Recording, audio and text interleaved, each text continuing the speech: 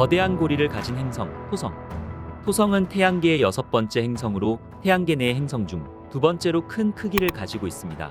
지구와 비교하면 약 95배 정도로 무거우며 부피는 지구의 764배로 거대한 고리를 가진 행성으로 유명한 토성에 대해서 알아보겠습니다.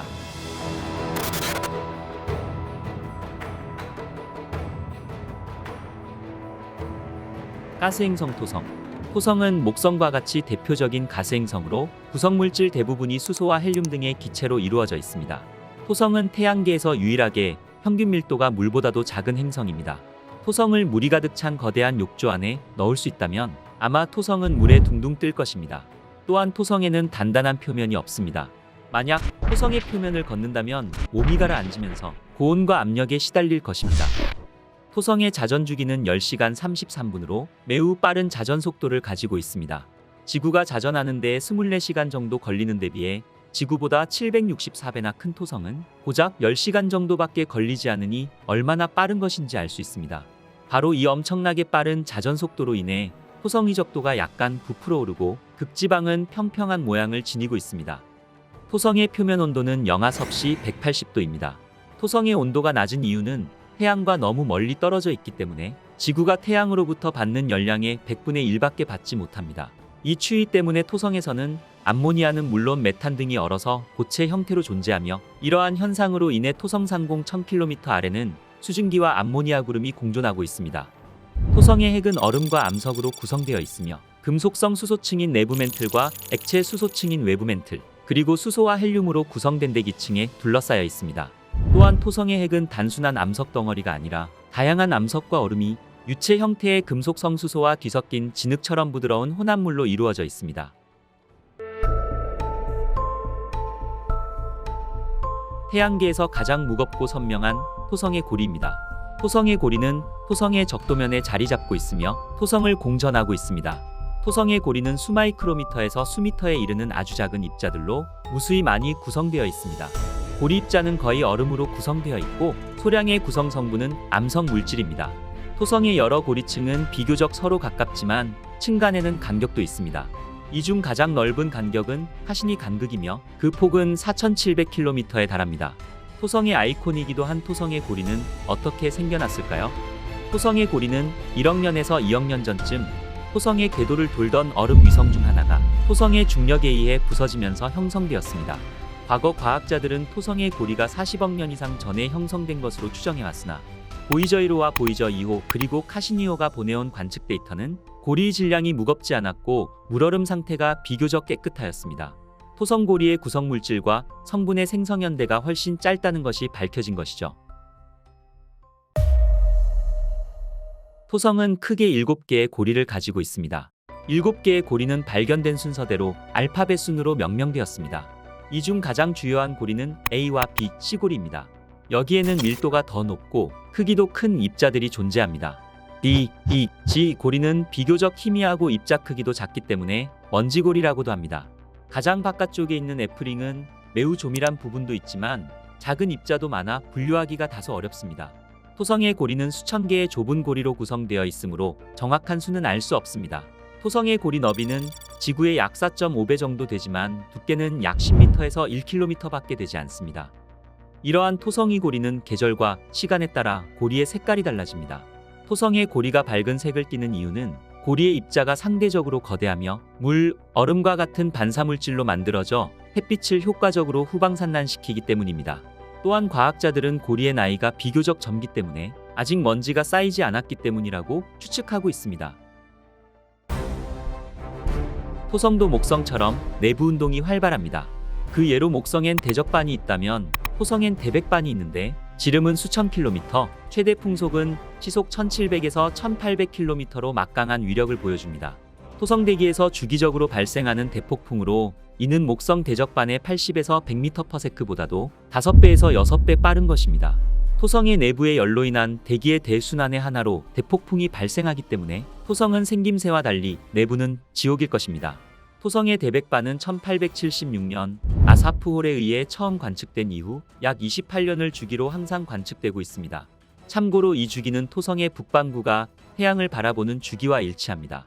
이 폭풍이 대기층 아래에 있던 물질들을 모조리 끌어올리는 덕분에 토성의 대기 구조를 밝히는 데 큰 공헌을 했습니다. 1990년대에는 컴퓨터 시뮬레이션을 통해 열적 불안정이라는 현상에 의해 발생하는 것으로 알려졌습니다.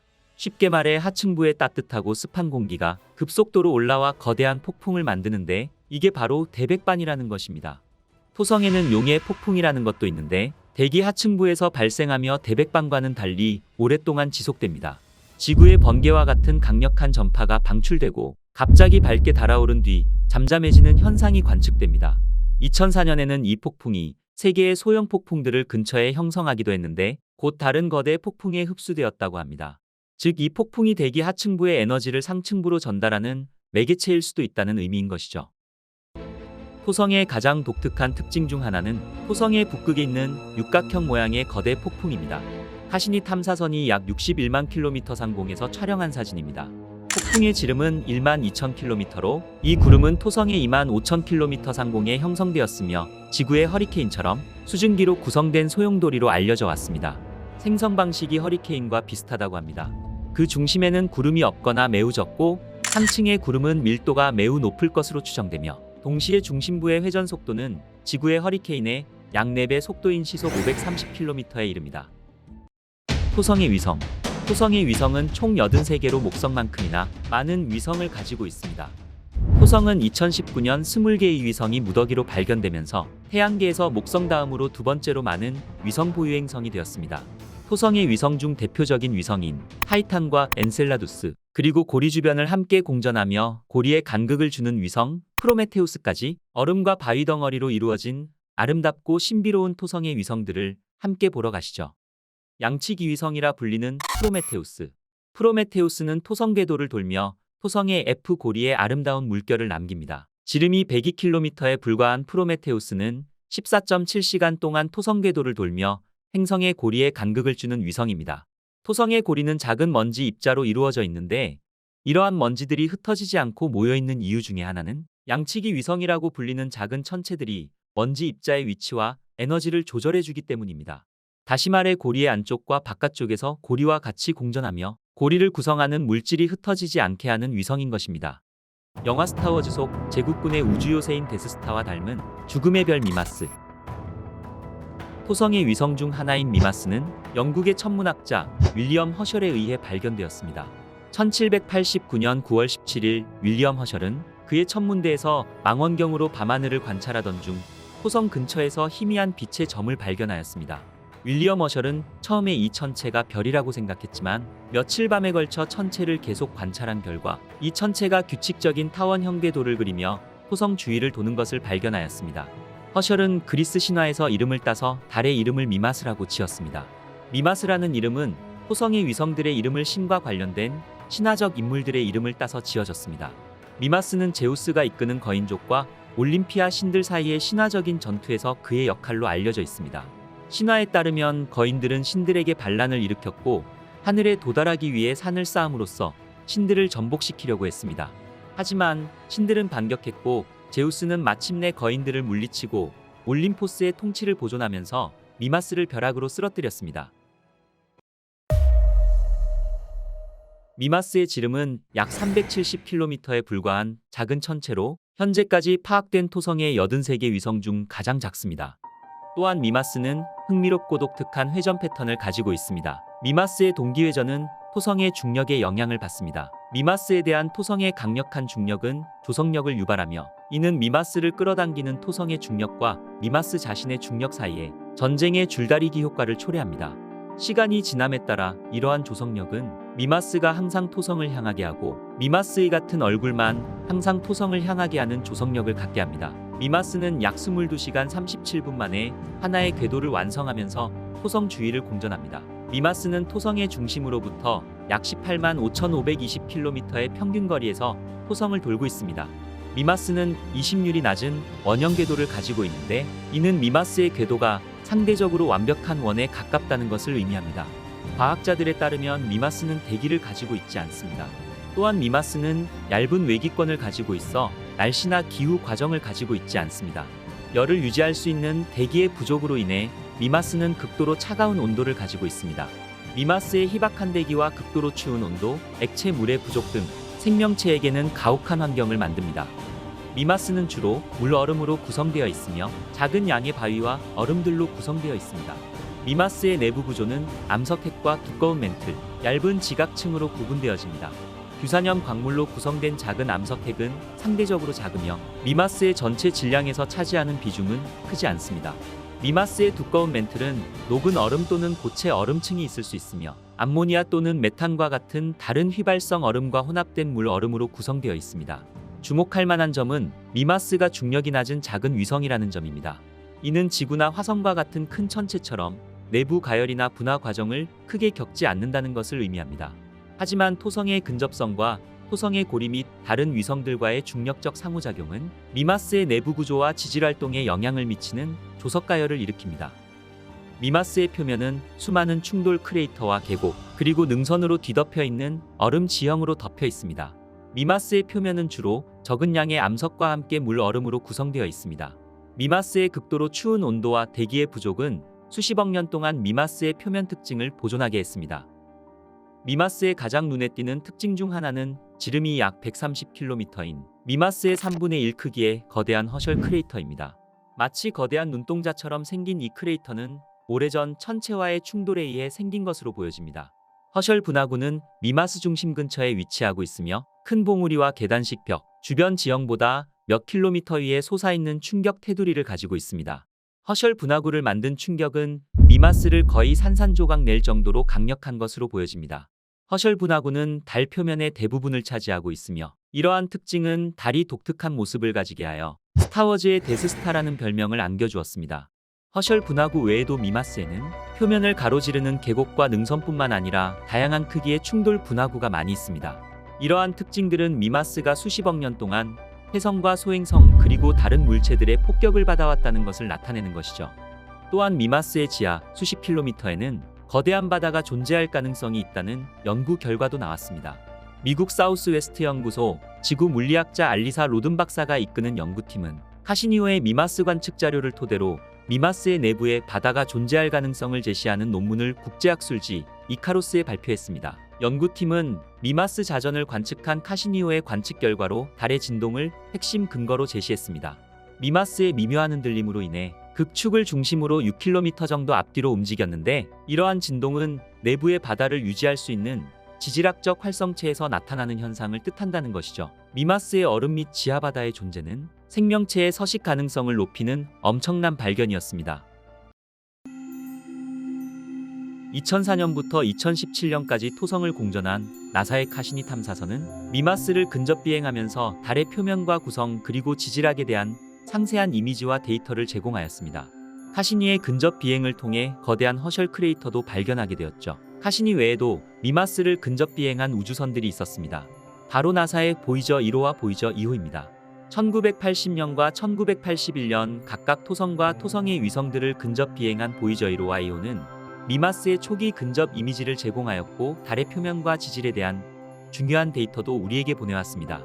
미마스를 연구하기 위해 특별히 보내진 전용 탐사선이나 착륙선은 없지만 여러 우주선이 미마스를 통과하는 동안 수집한 데이터는 이 작은 달의 특성 및 지질학에 관한 연구의 가장 큰 업적이었습니다. 앞으로 이루어질 토성과 토성의 위성에 대한 지속적인 탐사는 미마스를 더 자세히 연구하여 이 흥미로운 위성에 대한 더 많은 미스터리를 풀 수 있을 것입니다. 토성 고리의 물질을 이동시켜 카시니 간극을 만드는 양치기 위성 미마스, 토성과 그 위성들에 대한 이야기는 계속될 것입니다. 아득히 먼 우주 공간에서 반짝이고 있는 작은 달, 지름이 약 500km 정도의 작은 위성이지만 생명체 존재 가능성을 품은 지하바다가 있는 곳, 차가운 얼음으로 이루어진 토성의 작은 달, 엔셀라두스입니다. 엔셀라두스는 1789년 윌리엄 허셜에 의해 발견되었습니다. 허셜은 1787년과 1788년 다양한 관측을 통해 토성의 다른 위성들을 발견하였고 이후 1789년 8월 28일 엔셀라두스를 처음으로 관측하였습니다. 그는 이 달을 토성의 8번째 위성이라고 명명하였습니다. 그러나 토성의 8번째 위성이라는 명칭은 이후 발견된 여러 개의 다른 위성들과 함께 사용되었습니다. 이후 위성들의 명칭에 혼란이 생기기 시작했고 위성의 명확한 식별을 위해서는 추가적인 이름이 필요했습니다. 1847년 영국의 천문학자이자 윌리엄 허셜의 아들인 존 허셜은 명칭이 정해지지 않은 7번째와 8번째 위성에 새로운 이름을 붙일 것을 제안하였습니다. 그 결과 1848년 존 허셜이 제안한 이름인 엔셀라두스가 유럽에서 널리 사용되게 되었습니다. 엔셀라두스는 토성을 공전하면서 동시에 자전하고 있습니다. 이 때문에 엔셀라두스의 자전축은 토성의 자전축과 거의 일치하고 있습니다. 즉, 엔셀라두스는 토성의 자전과 동일한 방향으로 자전하고 있는 것입니다. 엔셀라두스의 자전 주기는 약 38시간으로 이는 토성을 한 바퀴 도는 공전 주기와 거의 동일합니다. 이러한 자전 주기는 엔셀라두스의 북쪽과 남쪽 지역에 서로 다른 계절을 가져오게 합니다. 엔셀라두스의 자전은 토성의 중력에 의해 조절되며 이는 엔셀라두스의 내부 구조와 지하바다의 흐름에도 영향을 미칩니다. 엔셀라두스는 토성에서 두 번째로 가까운 위성입니다. 엔셀라두스의 공전 궤도는 평균 약 23만 8천 km 정도이며 토성을 한번 공전하는데 약 33시간밖에 걸리지 않습니다. 또한 엔셀라두스는 토성의 중력에 의해 공전하고 있습니다. 토성의 자기권 안에 위치해 있는 엔셀라두스는 자기장에 직접적인 영향을 받는 것입니다. 또한 엔셀라두스는 토성의 네 번째 위성 디오네와 2대1의 궤도 공명을 하고 있습니다. 즉 디오네가 한 번 공전하는 동안 엔셀라두스는 토성 주위를 2번 도는 것이죠. 이러한 궤도 공명은 엔셀라두스의 궤도가 완벽한 원형이 되는 것을 막아주며 달의 조석 변형을 막습니다. 이러한 조석력은 엔셀라두스의 핵을 가열하게 되는 것입니다. 엔셀라두스는 수소와 헬륨으로 이루어진 매우 얇은 대기를 가지고 있습니다. 이들은 주로 엔셀라두스 표면에서 방출되는 가스와 함께 형성됩니다. 매우 차가운 대기를 가진 엔셀라두스의 평균 온도는 영하 198도로 추정됩니다. 대부분의 태양빛을 반사하는 엔셀라두스는 실제로 토성에서 가장 추운 위성 중 하나입니다. 이러한 엔셀라두스의 대기 성분은 태양의 자외선으로부터 지표면과 지하바다를 보호하는 역할을 합니다. 엔셀라두스의 표면은 온통 얼음으로 뒤덮여져 있습니다. 주요 구성 성분인 얼음은 수소와 헬륨 같은 가스 성분과 혼합되어 있습니다. 또한 엔셀라두스의 지하에는 암석과 물이 포함된 바다가 존재하는 것으로 추정됩니다. 엔셀라두스의 지하바다는 지상과는 다르게 얼음에서 만들어진 지표 위에 있는 바다가 아니라 얼음 지표 아래에 있는 암석과 물의 혼합물로 이루어져 있습니다. 이 지하바다는 지구의 바다처럼 수소화된 물로 이루어져 있을 가능성이 크며 이 수소화된 물은 생명체의 존재 가능성을 가지고 있습니다. 얼음과 암석으로 이루어져 있는 엔셀라두스의 모습입니다. 지름이 500km인 엔셀라두스는 크기가 작고 표면은 매우 균일하게 보입니다. 엔셀라두스의 표면은 크게 두 가지 지형으로 나눌 수 있습니다. 첫 번째는 얼음으로 형성되어 이루어진 지형으로 크레이터와 골짜기를 뜻하는 밸리 지형 및 평지가 이에 해당됩니다. 이 지형들은 주로 얼음에서 생성되었으며 얼음의 형태와 크기는 지형이 형성된 방식을 알 수 있게 해주었습니다. 엔셀라두스는 표면에 다른 물질이 없기 때문에 매우 밝은 천체입니다. 이러한 밝은 표면은 태양으로부터 받은 대부분의 빛을 반사합니다. 이로 인해 엔셀라두스는 태양계에서 가장 하얀 천체 중 하나인 것이죠.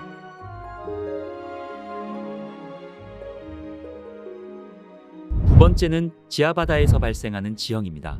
이러한 지형은 지하바다에서 열과 화학 작용이 발생함에 따라 형성되며 생명체가 존재할 수 있는 환경입니다. 또한 엔셀라두스에는 다른 토성의 위성들과는 다르게 상대적으로 젊은 지형들이 많이 있습니다. 이는 토성의 중력으로 인해 조석에 힘이 작용하여 엔셀라두스 표면이 재구성되는 과정을 겪기 때문입니다. 이러한 현상으로 인해 지하바다에서 발생하는 가스와 입자들이 표면으로 방출되는 것입니다. 과학자들은 엔셀라두스의 남극 아래에 거대 바다가 있을 것으로 추정하고 있습니다. 그 첫 번째 증거는 2005년 카시니 탐사선이 관측한 거대 물기둥이었습니다. 지각의 균열에서 얼음 입자들이 분출되는 이러한 현상은 극저온 화산 활동으로 보여지며 이는 우주로 초당 약 250kg의 물을 지속적으로 뿜어냅니다. 이렇게 분출되는 대부분의 수증기 입자들은 엔셀라두스의 약한 중력을 벗어나 토성의 이고리를 형성합니다. 카시니오는 물기둥을 통과하며 엔셀라두스에서 배출되는 물질들을 분석하였습니다. 대부분은 물로 이루어져 있었으며 아미노산과 이산화탄소, 질소 및 메탄도 발견되었습니다. 카시니오에 의해 발견된 메탄은 지구에서는 생명체가 내뿜어서 생기는 물질입니다. 엔셀라두스의 바닷속에서 생명체가 서식할 가능성이 확인된 것이죠. 또한 함께 발견된 아미노산은 생명의 6대 필수 원소이기도 합니다. 이렇게 엔셀라두스의 지하바다에는 생명체 존재에 대한 풍부한 증거들이 있는 것입니다. 카시니오는 엔셀라두스의 남극에서 굉장히 특이한 무늬를 발견했습니다. 호랑이 줄무늬로 알려진 남극의 균열입니다. 평행한 줄무늬로 이루어져 있는 호랑이 줄무늬의 폭은 약 130km로 약 35km 간격으로 서로 교차하며 바닥에서 1km 정도 솟아나 있습니다. 과학자들은 엔셀라두스의 장기적인 냉각이 발생하여 얼음 지각을 두껍게 만들었고 행성 전체에 인장력이 쌓이기 시작하면서 조석가열로 얼음이 가장 얇은 극지방에서 첫 균열이 발생했다고 추측하고 있습니다. 과학자들은 이 호랑이 줄무늬를 통해 우주로 분출되는 간헐천의 물질이 지하바다에서 나오는 것으로 추정하고 있습니다. 엔셀라두스의 가장 독특한 점은 남반구전역의 충돌 크레이터가 전혀 없다는 점입니다. 이는 엔셀라두스의 표면이 매우 젊다는 것을 의미하기도 합니다. 카시니 탐사선이 촬영한 엔셀라두스의 북극의 모습입니다. 거미줄처럼 생성되어 있는 수많은 크레이터와 균열들이 보이시나요? 얼음으로 이루어진 표면의 매끄러운 모습과 지각의 균열로 인한 크레이터들이 공존하고 있는 엔셀라두스의 모습이었습니다. 카시니 하이언스5는 1997년에 발사되어 2004년 7월에 토성 궤도에 도달했습니다. 이후 토성의 위성들을 탐사하면서 엔셀라두스의 표면과 대기, 지하바다의 다양한 과학적 정보를 수집하였습니다. 카시니 하이언스5는 엔셀라두스 표면의 독특한 구조들과 여러 특징들을 밝혔으며 지하바다의 존재와 내부 구조에 대한 증거도 발견하였습니다. 이러한 관측 결과는 지구 밖 생명체의 존재 가능성을 제시하였으며 우주 탐사 기술 발전에 많은 기여를 하였습니다. 또한 지구의 지질학과 생물학 분야에도 매우 중요한 정보를 제공하였습니다. 안타깝게도 카시니오 이후 더 이상의 엔셀라두스의 탐사는 이루어지지 못했습니다. 현재까지는 주시 프로젝트와 같은 후속 탐사들이 계획되고 있습니다. 이 신비로운 달에는 또 어떤 비밀이 숨어 있을까요? 이후 이루어질 우주 탐사를 통해 달의 비밀을 풀어나가길 기대해 보겠습니다. 멀지 않은 미래에 우리는 외계 생명체의 존재를 확인하게 될지도 모르겠습니다. 토성의 위성들 중 가장 밝은 천체이며 생명체가 존재할지도 모르는 얼음 세계. 지금까지 신비로운 비밀을 간직한 엔셀라두스였습니다. 수많은 크레이터와 크고 작은 상처들로 가득한 토성의 달, 테티스입니다. 테티스는 1684년 3월 21일 프랑스 천문학자 조반니 도메니코 카시니에 의해 발견되었습니다. 카시니는 테티스를 토성 근처의 작고 희미한 빛의 점으로 관찰하였고 처음에는 그것이 작은 별이라고 믿었습니다. 하지만 그는 이 별이 며칠 밤 동안 고정된 별들과 상호작용하며 움직이는 것을 관찰하였고 이후 그가 발견한 물체가 실제로 토성 궤도에 있는 달이라는 것을 확인했습니다. 테티스는 그리스 신화 우라노스와 가이아의 딸이며 티탄족 여신 중 하나로 바다를 관장하는 여신입니다. 테티스는 흥미로운 궤도를 가지고 있습니다. 바로 자전주기와 공전주기가 같은 동기회전을 하고 있는데요. 이러한 동기회전은 테티스의 한 면이 항상 토성을 향하게 하는 반면 다른 면은 영원한 어둠 속에 있게 합니다. 테티스의 동기회전은 우리 태양계의 위성들 사이에서 흔한 현상이며 이는 그들의 모행성에 의해 작용하는 조석력 때문에 발생합니다. 이러한 조석력은 중력 상호작용을 일으켜 달이 조석 잠금을 일으킵니다. 시간이 지남에 따라 달의 자전 속도를 늦추게 하며 한쪽 면은 항상 행성을 향하게 하는 것이죠. 이러한 동기회전은 테티스 표면에 독특한 특징을 가지게 합니다. 테티스의 한쪽 면은 충돌구가 많으며 다른 쪽은 분화구가 적고 어두운 지형을 가지게 됩니다.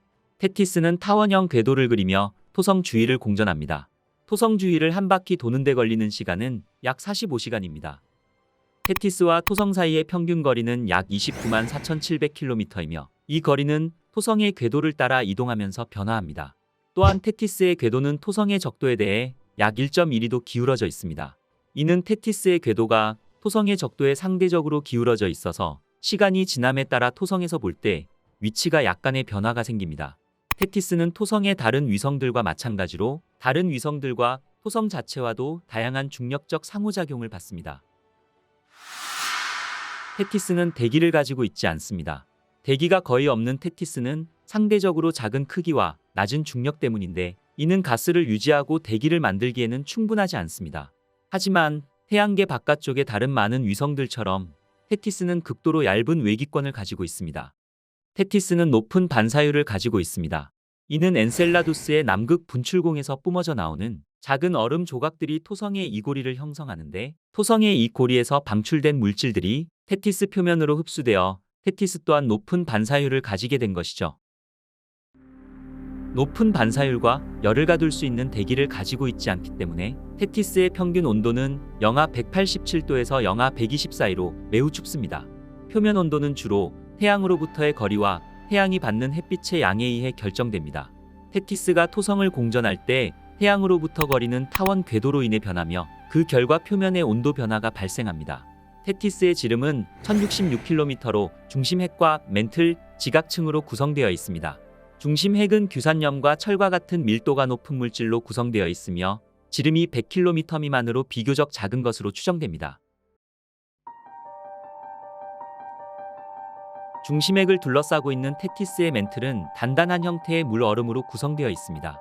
멘틀의 두께는 수백 킬로미터로 추정되며 물얼음과 암모니아, 메탄과 같은 다른 얼음의 혼합물로 구성되어 있습니다.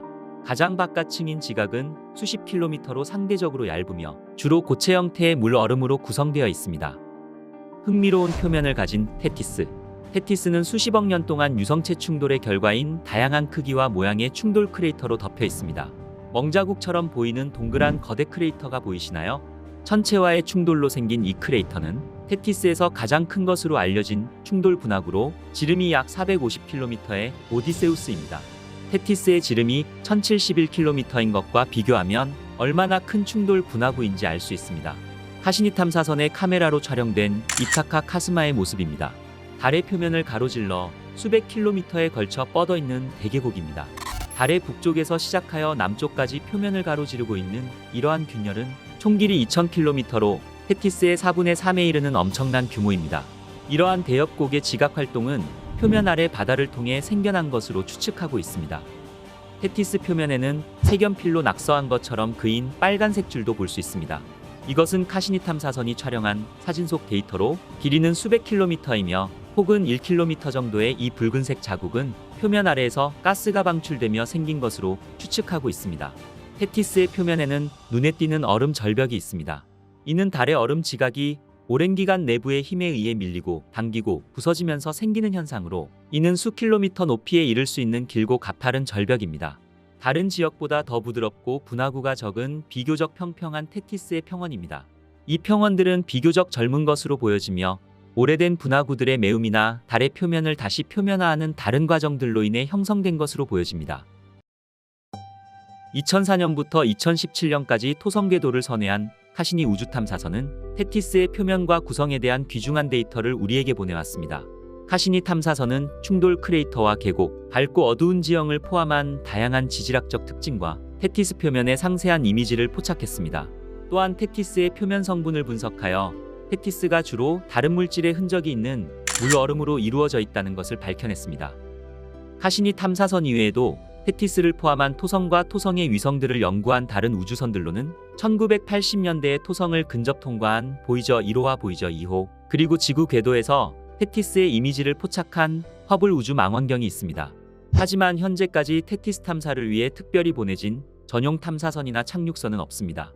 이 매혹적인 달을 더 조사하고 표면과 내부 작용에 대한 더 많은 비밀을 풀기 위해 새로운 탐사선이 보내지기를 기대해 보겠습니다. 울퉁불퉁한 상처로 가득한 신비로운 토성의 달, 디오네입니다. 디오네는 1684년 3월 21일 천문학자 조반니 카시니에 의해 발견되었습니다. 카시니는 망원경을 통해 토성과 토성의 위성들을 관찰하던 중 행성 주위를 도는 작은 물체를 발견했습니다. 처음에는 그것이 별이라고 생각했지만 이후 더 많은 관찰을 한 뒤에 달이라는 것을 깨달았습니다. 카시니는 그리스 신화에 나오는 티타네스 중 한 명인 오세아누스와 테티스의 딸로 위성의 이름을 디오네라고 지었습니다. 디오네의 자전 주기는 약 2.7일로 이는 토성 주위를 한 바퀴 도는 공전 주기와 같습니다. 이러한 동기자전은 디오네의 같은 면이 항상 토성을 향하는 토성의 조성력에 의해 디오네 표면 온도는 특정 영역이 태양을 향하는지 태양에서 멀리 향하는지에 따라 크게 달라질 수 있습니다. 태양을 마주보는 면은 영하 183도의 온도에 도달하는 반면 다른 면은 영하 243도의 낮은 온도로 떨어지기도 합니다. 디오네는 토성으로부터 평균 37만 7,400km에 위치하며 행성 주위를 한 바퀴 도는 데는 약 2.7일이 걸립니다. 또한 행성 주위를 규칙적이고 원형에 가까운 궤도로 돌고 있습니다. 대부분의 토성의 얼음 위성들처럼 디오네는 외기권으로 알려진 매우 얇고 약한 대기를 가지고 있습니다. 또한 대기는 주로 분자산소와 이산화탄소로 구성되어 있습니다. 디오네는 토성에서 네 번째로 큰 위성으로 지름은 약 1123km입니다. 타이탄과 레아와 같은 토성의 주요 위성들에 비해서는 상대적으로 작습니다. 비록 디오네의 내부 구조는 직접 측정되지는 않았지만 과학자들은 달의 밀도와 물리적 특성에 근거하여 달의 내부 구조를 추론해냈습니다. 토성의 다른 얼음 위성들과 마찬가지로 디오네는 얼음 멘틀로 둘러싸인 바위로 된 중심핵으로 분화된 내부를 가지고 있습니다. 중심핵은 규산염 암석과 금속으로 구성되어 있는 반면 얼음 멘틀은 물 얼음과 암모니아와 메탄과 같은 다른 휘발성 화합물이 조합으로 구성되어 있습니다. 표면은 분화구로 덮여 있고 일부 지역은 지각 활동과 극저온 화산이 증거를 보여줍니다. 디오네에 얽힌 한 가지 더 흥미로운 사실은 마치 바위처럼 굳어버린 얼음 표면 아래에 거대한 바다가 숨겨져 있을 가능성입니다. 나사는 디오네의 표면 아래에 약 100km 길이의 바다가 존재할 것으로 추측하고 있습니다. 2004년 토성에 도착한 카시니 탐사선은 13년 동안 임무를 수행하며 디오네를 여러 번 근접해 통과하였습니다. 카시니 탐사선의 과학기계를 통해 고해상도 이미지와 달의 구성 및 지질학과 같은 놀라운 정보들을 우리에게 보내왔습니다. 디오네의 극지 지도입니다. 디오네의 표면은 지각활동과 극저온 화산 증거를 보여주며 심하게 충돌한 지형으로 특징 지어집니다. 또한 매끄러운 평원이 있는데 이것은 극저온 화산활동이나 지각활동에 의해 형성된 것으로 보여집니다. 디오네의 표면은 얼음으로 덮여 있는데 물 얼음과 소량의 다른 휘발성 화합물로 구성되어 있으며 표면의 일부 영역은 다른 영역보다 밝아서 표면 구성이나 질감 차이를 나타냅니다. 디오네의 표면에서 가장 두드러진 특징 중 하나는 위스피 지형으로 알려진 큰 틈입니다. 달에 긁힌 자국처럼 보이는 이러한 틈은 표면에 균열이 생긴 것으로 밝은 물질이 균열을 채우고 있습니다. 무수한 균열 사이에 있는 얼음 절벽의 패턴은 지각 활동이나 극저온 화산에 의한 것으로 추정됩니다. 2007년 카시니 탐사선은 디오네로부터 11만 킬로미터의 거리에서 디오네의 협곡을 촬영하였습니다. 지금 보시는 사진은 카시니 탐사선의 광각 카메라로 촬영된 이미지입니다. 밝고 희미한 골절이 디오네 뒤쪽을 가로질러 줄무늬를 이룹니다. 과학자들은 이 줄무늬가 빙화산 활동에 의해 압출된 밝은 물질로 추정하고 있습니다. 디오네는 여러 개의 충돌 크레이터를 가지고 있습니다. 카시니온은 디오네로부터 약 4만 1000km 떨어진 거리에서 오래되고 선형적인 특징에 중첩된 크레이터 듀오를 포착했습니다. 이 멋진 사진은 디오네의 밝은 절벽 단지를 보여줍니다. 오른쪽 하단에는 여러 방향으로 확장된 선형 광선을 나타내는 카산드라라가 보이네요. 카시니 탐사선은 2015년 8월 17일 디오네의 표면 위를 474km 근접 통과하면서 디오네를 마지막으로 촬영했습니다. 거칠고 얼음으로 덮인 디오네의 초승달 모양은 우리에게 마지막 인사라도 하는 듯한 모습이네요.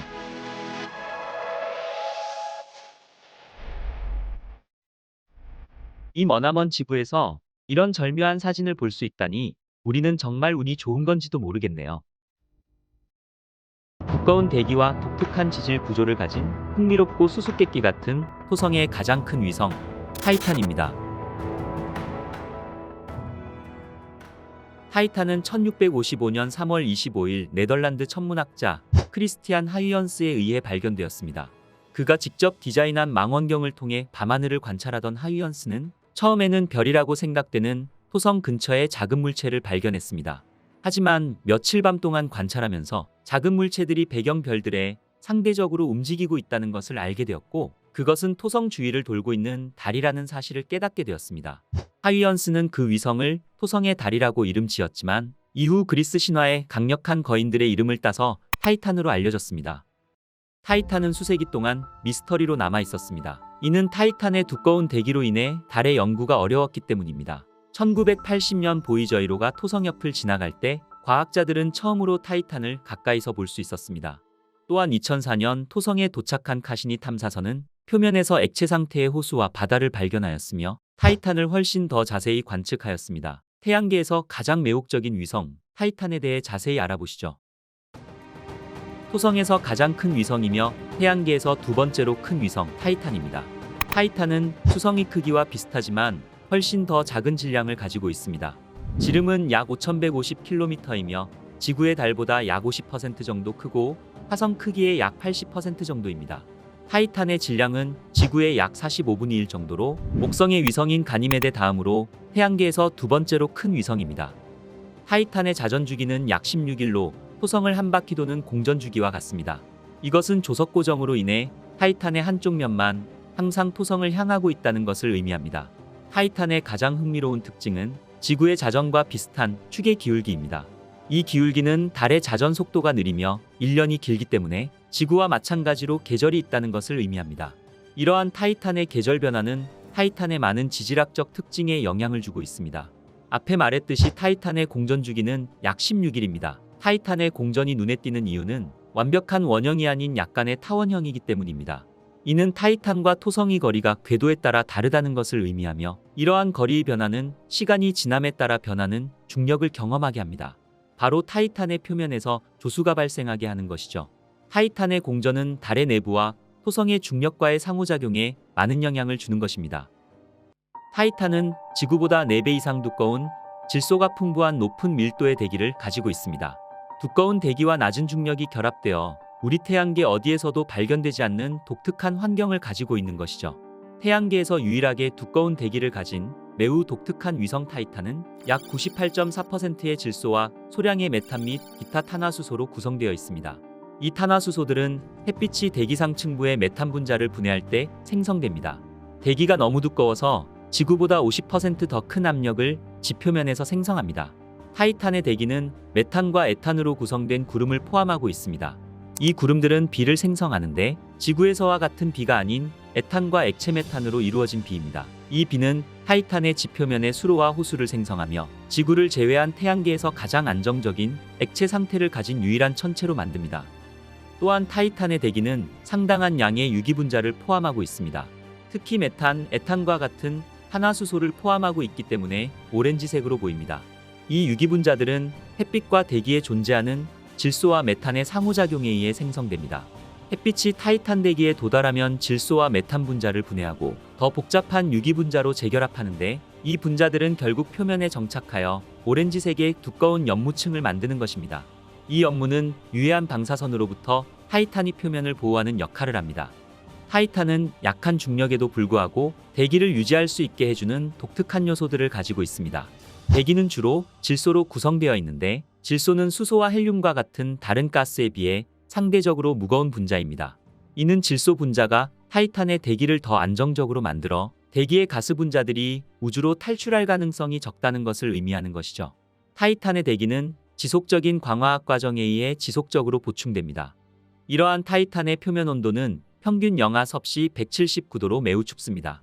이는 타이탄이 태양으로부터 꽤 먼 거리에 있으며 열을 가두고 열이 우주로 탈출하는 것을 막는 두꺼운 대기를 가지고 있기 때문입니다. 타이탄의 구성 물질을 살펴보면 타이탄의 모습이 왜 이렇게 신비로운지 알 수 있습니다. 타이탄은 암석으로 된 핵과 고압의 얼음층, 그리고 유기화합물과 질소가 풍부한 가스층으로 구성되어 있습니다. 타이탄의 중심에는 규산염 광물과 금속으로 이루어진 것으로 보이는 바위투성이의 핵이 있습니다. 중심핵의 지름은 약 2,500km이며 타이탄 전체 반지름의 약 절반을 차지하고 있습니다. 바위 중심부를 둘러싸고 있는 것은 대부분 얼음으로 구성되어 있지만 메탄과 암모니아와 같은 다른 휘발성 물질도 포함되어 있는 고압의 얼음층입니다. 이 층은 약 3,400km 두께로 추정되며 엄청난 압력을 받고 있어서 지표 근처의 높은 온도에도 불구하고 얼음을 고체 상태로 유지합니다. 타이탄의 가장 바깥층은 대부분 질소가 풍부한 가스와 메탄과 에탄을 포함한 유기화합물로 구성되어 있습니다. 타이탄의 가장 바깥층은 표면이 수백 킬로미터에 이르는 두꺼운 대기를 형성합니다. 이는 여러 층의 아지랑이로 나뉘어지며 아래층은 점점 더 불투명해지며 위층은 더욱더 투명합니다. 또한 타이탄의 극지방에는 마치 허리케인처럼 보이는 극소용돌이가 있습니다. 카시니오가 발견한 이 거대한 폭풍은 지름이 8,000km의 크기로 추정됩니다. 과학자들은 타이탄의 대기가 행성의 자전보다 더 빠르게 회전하며 생기는 것으로 추정하고 있습니다. 노란색과 녹색의 제트 기류와 함께 이루어져 있는 붉은색의 태풍의 눈은 무섭기까지 하네요. 과학자들은 타이탄의 생명체 존재 가능성도 제기했습니다. 복잡한 유기분자를 포함하는 밀도 높은 대기, 액체 탄화수소로 이루어진 호수, 그리고 타이탄에 계절이 존재한다는 점이 생명체 존재의 근거였습니다. 일부 과학자들은 이러한 조건들이 원시적인 메탄 기반의 생명체 발전에 도움이 될 수 있다고 발표했습니다. 타이탄의 대기에서 수소가 발견되고 그것이 표면에서 사라진다는 것은 타이탄의 어떤 식의 형태로든 생명체가 존재한다는 뜻인 거죠. 카시니 탐사선은 토성을 120여 차례 선회하며 타이탄의 대기와 표면을 조사했습니다. 카시니오 탐사를 통해 나사가 공개한 최초의 타이탄 지도입니다. 지도를 보니 타이탄의 표면 모습이 궁금하지 않으신가요? 타이탄의 실제 모습을 보러 가시죠.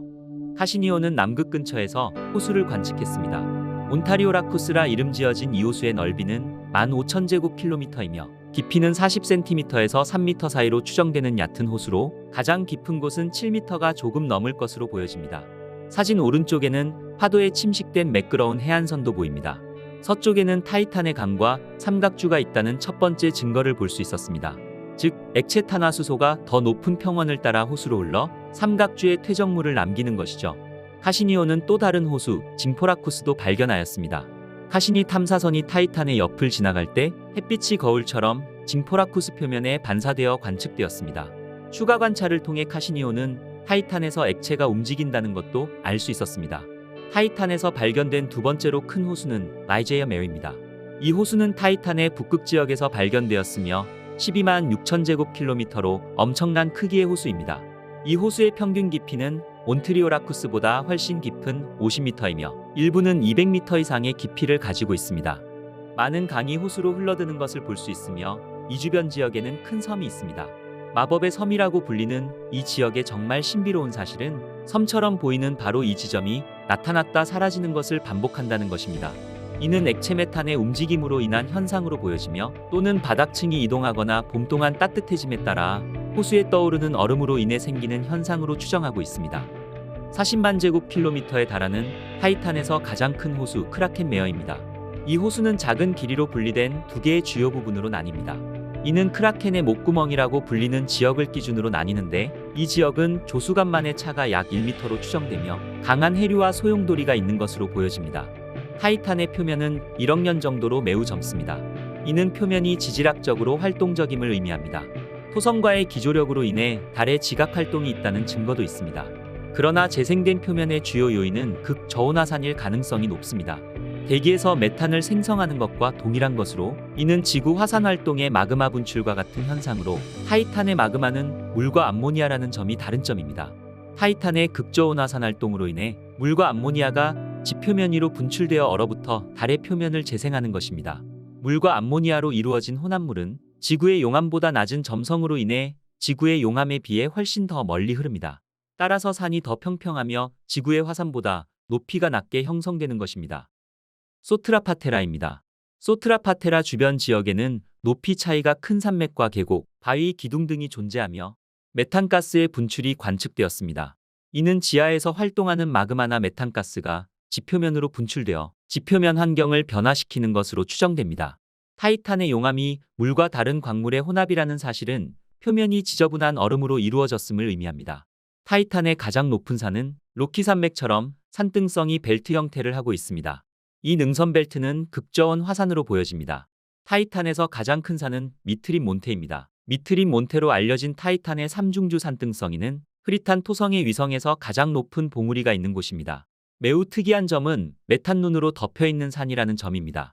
타이탄의 표면에서 가장 눈에 띄는 점은 어두운 지형의 패치입니다. 과거에는 바다였을 수도 있지만 지금은 어두운 광물 퇴적물의 평원입니다. 지구의 남이부 사막과 유사하게 바람이 부는 언덕으로 나타납니다. 타이탄의 표면에는 산과 다른 높은 지형들이 있으며 어떤 봉우리들은 수킬로미터까지 올라갑니다. 이러한 특징들은 물 얼음 또는 유기 화합물의 혼합물로 만들어진 것으로 추정됩니다.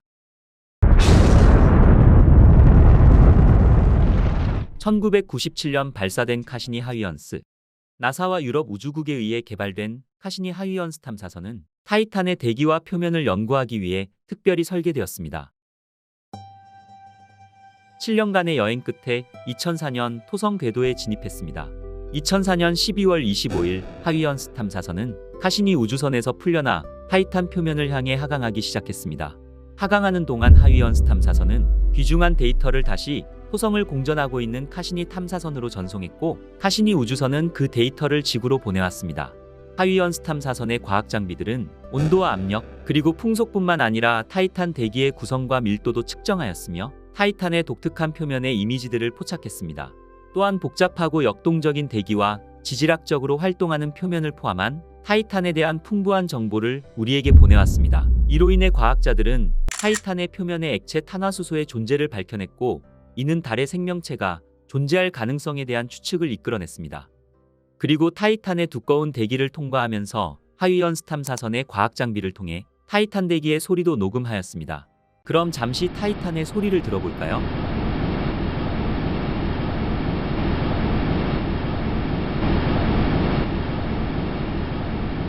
수십억 마일 떨어진 타이탄의 구름 속에서 녹음된 바람 소리는 타이탄의 날씨와 기후 변화를 이해하기 위한 모델을 구축하는 데 사용할 수 있습니다. 그리고 제임스 웹 우주망원경. 2022년 11월 제임스 웹 우주망원경은 타이탄의 새로운 이미지를 우리에게 전송해 왔습니다. 크라켄 마레 부분은 메탄으로 이루어진 바다이며 벨레 부분은 어두운 세계 모래 언덕으로 구성되어 있고 아디리 부분은 높은 반사율인 알베도를 보여주고 있습니다.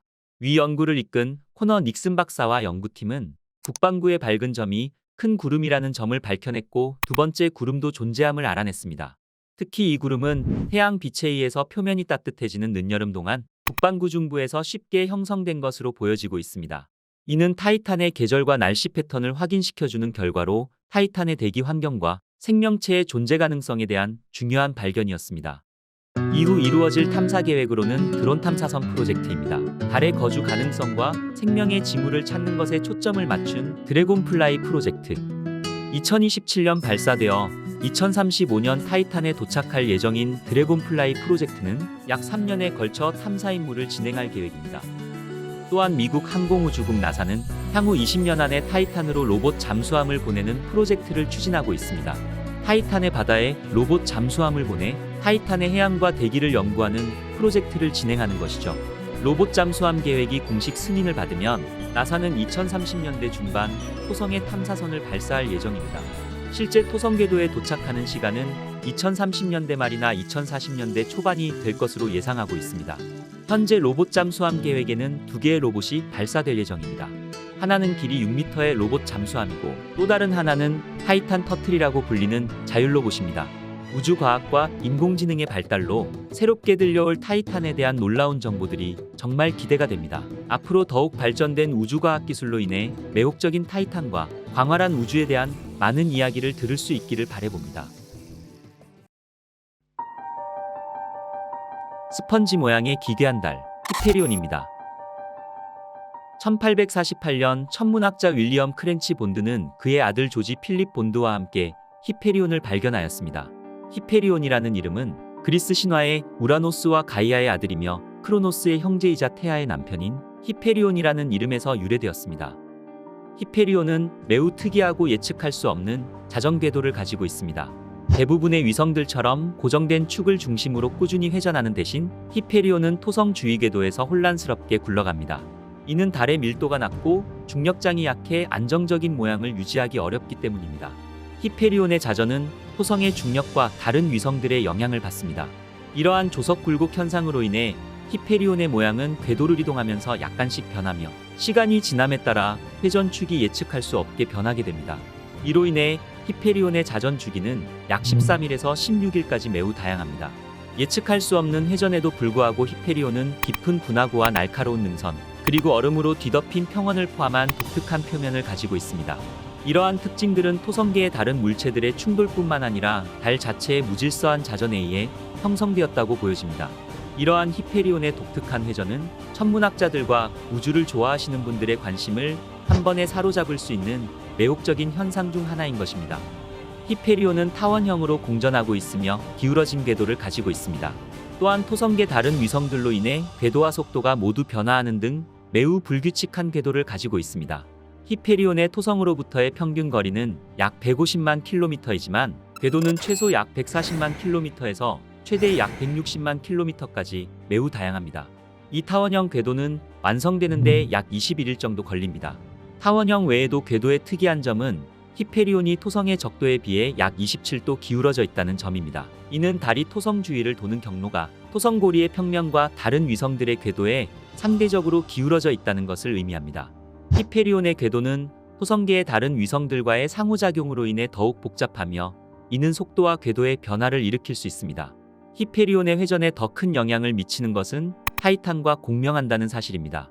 따라서 타이탄과 히페리온의 두 개체는 복잡한 변형 세트에서 서로를 통과하며 속도가 빨라지고 느려집니다. 히페리온은 주로 수소가스로 구성된 매우 미약하고 얇은 대기를 가지고 있습니다. 이는 표면의 입자들이 우주로 분출되어 달 주위에 약한 대기를 형성하게 합니다. 이러한 대기는 달의 표면과 태양풍의 상호작용에 의해 생성된 것입니다. 히페리온의 대기는 메탄과 이산화탄소 그리고 질소를 포함한 가스들로 구성되어 있습니다. 이 가스들은 매우 적은 양으로 존재하며 대기의 전체 밀도는 극도로 낮습니다. 히페리온의 평균 반경은 약 135km로 토성의 수많은 위성들 중 원형이 아닌 불규칙한 위성 중에서는 가장 큰 위성입니다. 감자 모양 같기도 하고 스펀지 모양 같기도 한 불규칙한 히페리온은 아마도 큰 규모의 충돌에 의해 파괴되어 떨어져 나온 위성의 잔해로 보여집니다. 달의 표면은 많은 분화구들로 뒤덮여 있습니다. 과학자들은 히페리온의 내부가 태양계 밖 다른 얼음 위성들과 비슷하게 얼음과 바위의 혼합물로 구성되어 있다고 추정하고 있습니다. 또한 히페리온의 밀도는 물의 절반보다 약간 높습니다. 이는 40% 이상의 공극률이 있는 물 얼음 때문으로 보여집니다. 공극률은 입자와 입자 사이에 있는 빈틈이 차지하는 비율을 말하는데 낮은 밀도로 인한 40% 이상의 공극률은 히페리온이 부분적으로 속이 비어 있으며 불규칙한 모습을 가지게 합니다. 달의 무질서한 자전과 표면의 충돌로 인한 히페리온의 다공성은 달 내부의 상당 부분을 빈 공간으로 만들며 서로 연결된 작은 물질 주머니로 구성되게 합니다. 히페리온에 뿌려진 유기물들의 모습이 보이시나요? 히페리온의 표면은 분화구와 산사태로 덮여 있습니다. 또한 얼음 표면 위에 뿌려진 유기먼지의 얇은 층은 일부 크레이터 바닥에 집중되어 불그스름한 어두운 퇴적물을 형성합니다. 이 새로운 색상 지도는 카시니오에 탑재된 적외선 매핑 분광계 데이터입니다. 파란색과 빨간색으로 표시된 히페리온의 얼어붙은 물과 이산화탄소 얼음입니다. 또한 자홍색은 물과 이산화탄소를 나타내며 노란색은 이산화탄소와 미확인 물질의 혼합을 나타냅니다. 이렇듯 히페리온은 얼음과 휘발성 물질 외에도 규산염과 유기화합물을 포함한 소량의 암성 물질도 포함하고 있습니다. 히페리온은 메탄이나 다른 휘발성 물질에 의해 생성된 것으로 추정되며 유기화합물로 구성된 어두운 젓갈색 물질로 덮여 있습니다. 이 물질은 달의 독특한 외관을 가지게 하며 특이한 붉은색을 가지게 하는 원인이기도 합니다. 다공성 물질층으로 덮여 있는 히페리온의 표면에는 매우 불규칙한 모양의 크레이터들이 있습니다. 히페리온의 깊은 분화구는 스펀지나 말벌둥지처럼 기이하게 구멍이 뚫린 모양으로 나타납니다. 이 크레이터들의 크기는 직경 수미터에서 수킬로미터에 이르며 대부분의 분화구들은 어두운 물질로 덮여 있는 가파른 벽과 평평한 바닥의 독특한 모습을 가지고 있습니다. 분화구와 어두운 물질 외에도 히페리온의 표면은 여러 개의 큰 분지와 능선과 계곡으로 이루어져 있습니다. 이러한 특징들은 지각 활동과 무질서한 자전에 의한 것으로 보여집니다. 2005년 9월 카시니오는 히페리온에 흩어져 있는 기묘한 크레이터들을 관측했습니다. 카시니 탐사선은 중앙의 거대한 충돌 지형의 가파른 측면이 홈이 파인 모양을 하고 있는 것을 관측했습니다.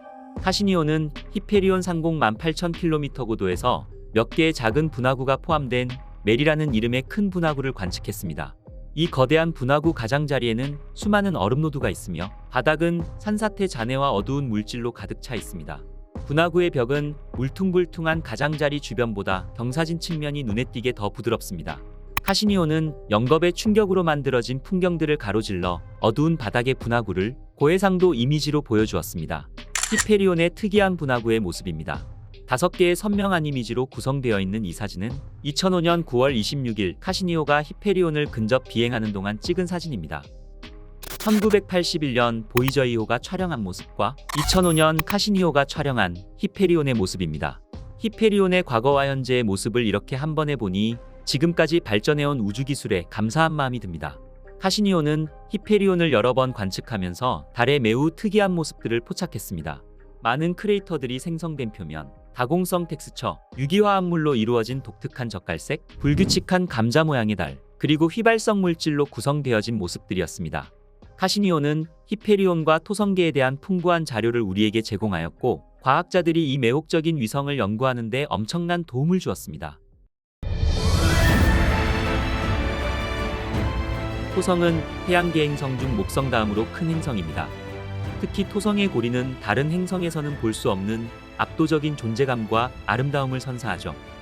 점성학에서는 토성을 고독하고 외로운 행성이라고 부르기도 하지만 토성 곁을 13년 동안 묵묵하게 지켜봤던 친구이자 우리에게 토성에 대한 신비로운 모습을 보여주었던 카시니 탐사선이 있었죠. 카시니 탐사선은 13년 동안 토성 둘레를 맴돌며 탐사 미션을 수행하였습니다.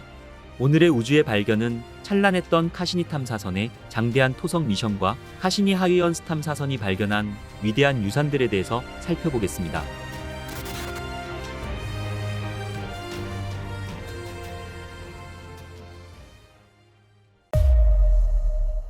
카시니호가 발사된 것은 1997년 10월 15일이었습니다. 지구를 떠난 지 20년, 토성 궤도에 진입한 지 13년 만에 20년에 걸친 장대한 토성 미션을 끝낸 카시니 탐사선은 이처럼 토성 대기권에서 산화함으로써 토성의 일부가 된 것이죠. 나사가 카시니 탐사선의 충돌 코스로 틀어 토성 대기권에서 불태운 데는 그럴 만한 이유가 있었습니다.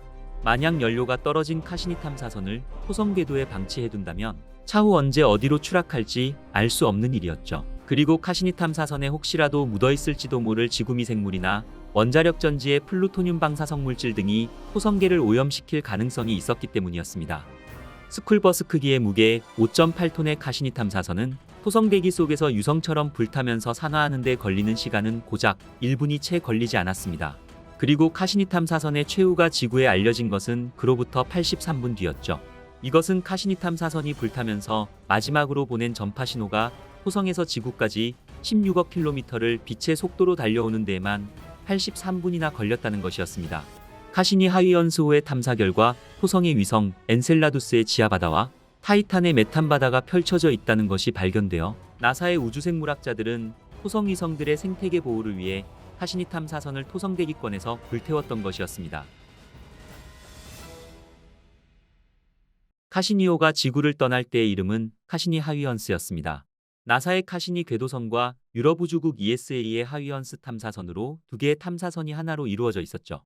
카시니 탐사선은 프랑스 천문학자 조반니 카시니의 이름에서 따왔으며 하위언스 탐사선은 네덜란드의 천문학자이자 물리학자인 크리스티안 하위언스의 이름으로 명명되었죠.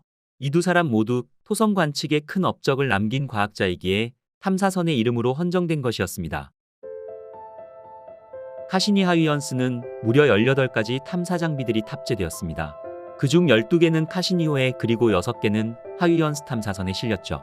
장비들은 크게 세 종류로 나눌 수 있는데 가시광선을 이용한 원격 탐지 장비와 마이크로파를 이용한 원격 탐지 장비, 탐사선의 주변 환경을 탐지하는 탐지 장비 등으로 이루어져 있었습니다. 이 장비들을 구성하는 전자부품의 수는 무려 1만 3천 개나 되었으며 총 16km에 이르는 케이블로 연결되었는데 이 모든 장비들은 카시니 탐사선의 최후까지도 무려 20년 동안 계획대로 정확히 작동되었습니다.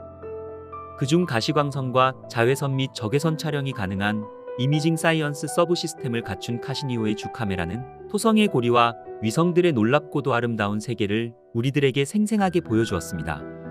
1997년 야심차게 출발한 카시니 하위언스 탐사선은 타이탄4 로켓에 실려 지구를 박차고 우주로 날아올랐습니다.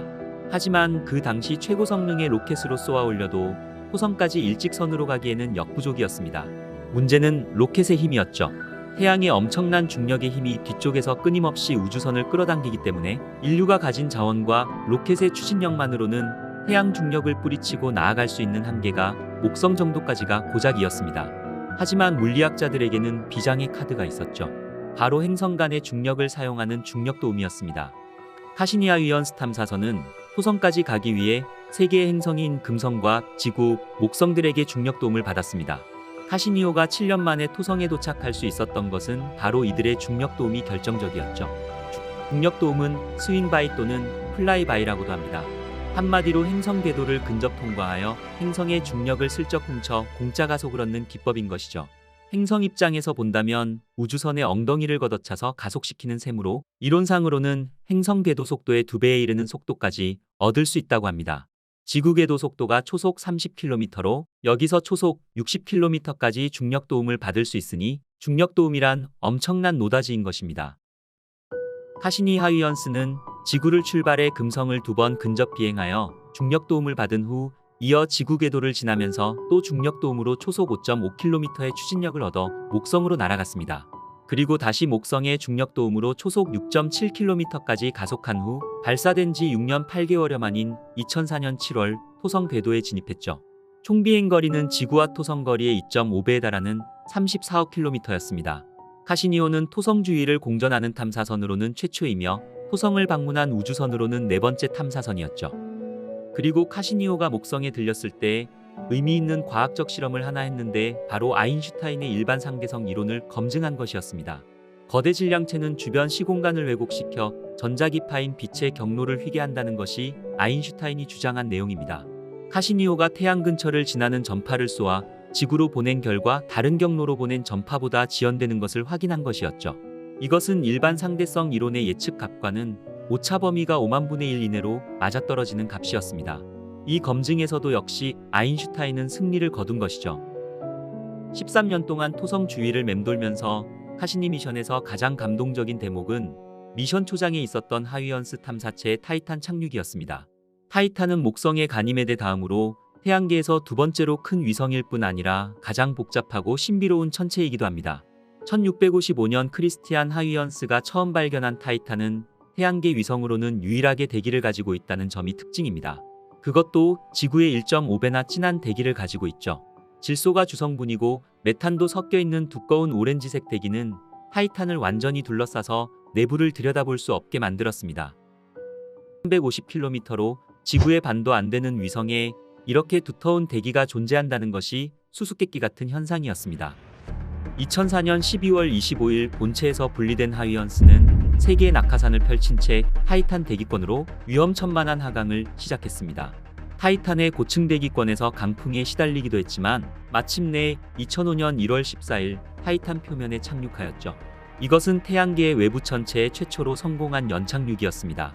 고도 1270km에서 하강하기 시작한 하위언스는 대기의 마찰과 낙하산 등의 도움으로 감속하면서 고도 160km부터 타이탄의 대기 관측과 지표면 촬영을 시작했습니다. 타이탄의 지표면 사진에는 산과 계곡, 하천 등 돌덩이들이 뒹구는 평원 같은 지형이 담겨 있었는데 액체 메탄이 흘러생긴 지형으로 보였습니다. 하위언스 탐사선은 하강하면서 타이탄의 지표면 광경을 지구로 전송해 주었죠.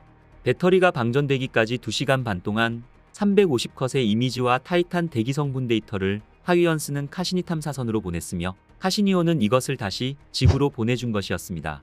지구에 비해 태양 에너지의 100분의 1도 받지 못하는 타이탄의 표면은 메탄이 액체로 흐를 만큼 지독한 추위로 기온이 영하 179도나 되었습니다. 나사 과학자들과 제트 추진연구소 엔지니어들은 관제실 모니터 앞에 붙어 앉아 몇 시간 동안 이 황량하고 진기한 토성의 위성 타이탄의 풍경을 숨죽인 채 지켜보았죠. 하위언스 착륙선의 타이탄 탐사는 카시니오 미션 중에서도 기념비적인 탐사로 기록되었습니다. 그리고 궤도 진입 후 수명이 4년 정도로 예상되었던 카시니 탐사선은 핵심 미션을 마무리한 후에도 예상했던 수명의 3배가 넘는 13년이라는 시간 동안 토성 궤도를 선회하며 탐사 활동을 계속하였습니다. 카시니 탐사선의 미션이 13년 동안 지속되었다는 것은 토성의 시간으로는 반년의 세월을 보냈다는 뜻입니다. 13년에 걸친 카시니 하위언스의 장대한 토성 탐사는 토성 탐사의 역사를 다시 써야 할 정도로 엄청난 발견들을 이끌어내었죠. 한 행성계의 전모를 카시니 탐사선만큼 세밀하게 파악해낸 탐사선은 역사상 없었다고 해도 무방할 것입니다.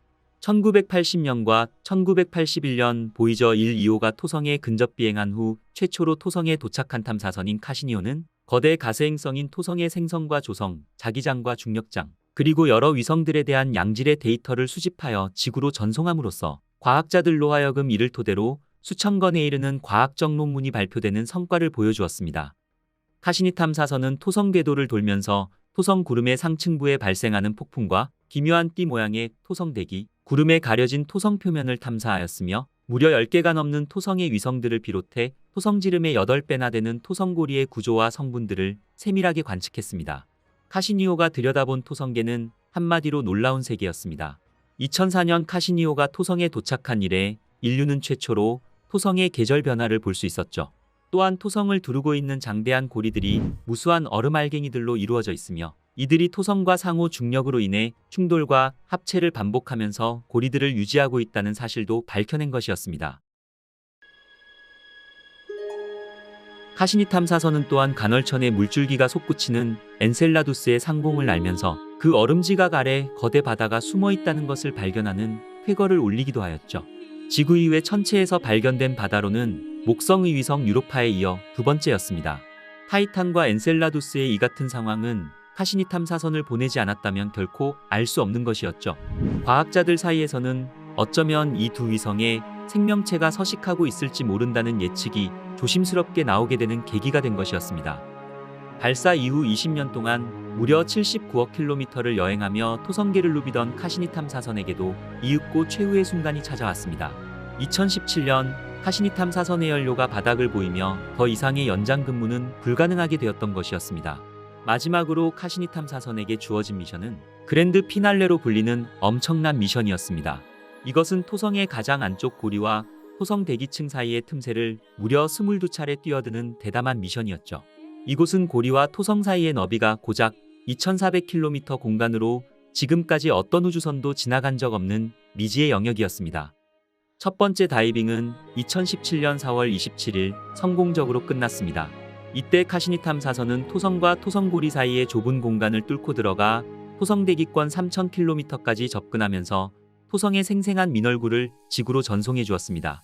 4번에 걸친 다이빙에서 분석한 결과는 토성과 토성고리 사이는 비어있는 공간으로 밝혀졌습니다. 카시니 탐사선으로는 백조의 노래였던 그랜드 피날레 미션을 완벽하게 마무리한 후 2017년 9월 12일 마지막으로 타이탄을 스윙바이하며 탐사선이 경로를 충돌 코스로 잡았습니다. 그리고 마침내 2017년 9월 15일 토성 대기층으로 뛰어들어 산화함으로써 20년에 걸친 토성 탐사를 마무리하는 스릴 넘치는 생애의 마지막 장을 넘겼습니다. 카시니 탐사선은 토성 대기에서 마찰로 인해 불타는 마지막 순간까지도 안테나를 지구 쪽으로 돌려 2분 동안 토성 대기 성분 데이터를 지구로 전송하였습니다. 카시니가 마지막으로 보낸 영상은 토성의 빛이 닿지 않은 면을 찍은 사진으로 이 사진을 전송한 후 45초 만에 완전히 전소되었죠.